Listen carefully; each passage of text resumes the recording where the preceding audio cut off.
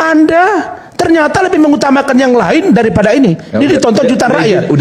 Bukan. Maksud saya, inilah dia yang saya katakan. Jangan kita menabur kata-kata, tapi tidak sampai pada ujungnya. Tapi nggak ada orang yang nggak. Nah, dalam Islam itu namanya wal awwal wal akhir wal zahir wal batin. Kau yang awal, kau yang akhir, kau yang zahir, kau yang batin. Kau kata-katakan, maka kau harus tutup. Maksud saya begini. Saya mendengar pernah satu waktu Pak Prabowo dalam sambutannya bilang begini, the best brain and the best heart. Cerdas otak kalian, tapi gunakan hati kalian.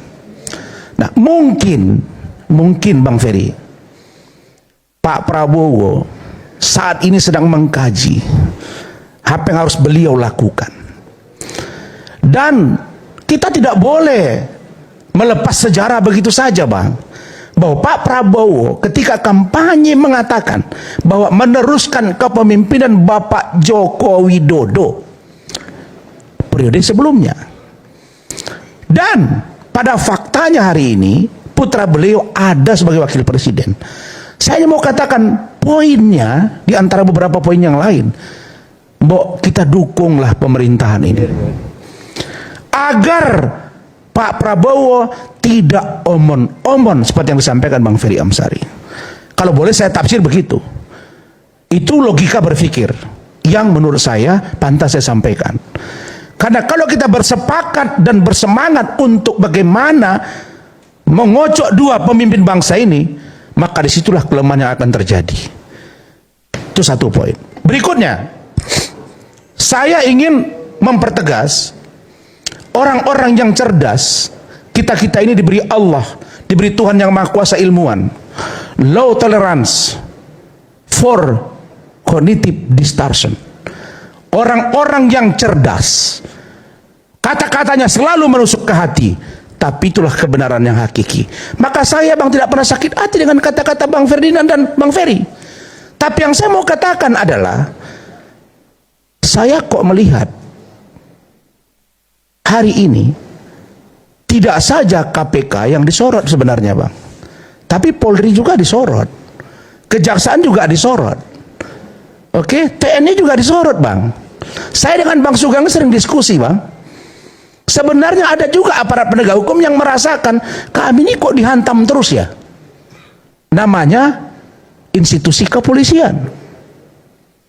Padahal kalau boleh saya bertanya di sini hari ini, kenapa harus ada TNI di Kejaksaan Negeri, Kejaksaan Tinggi, bahkan di Kejaksaan Agung? Ada apa di bangsa ini hari ini? Dan saya tahu betul bahwa di hati Bang Ferry Amsari dan kita semua ini ada yang salah dalam penegakan hukum hari ini. Kenapa? Karena koordinasi antar aparat penegak hukum tidak sinkron.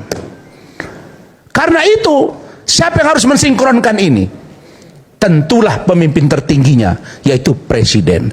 Tapi yang bahaya, Bang, di bangsa ini, abang pikir menteri, panglima, jaksa agung, kapolri tidak jantungan? Setiap Pak Prabowo pidato kan ngeri-ngeri sedap kita, Bang. Awas, besok jaksa akan mengejar Anda, bersihkan dirimu. Lah, ini kan orang menunggu ini sekarang.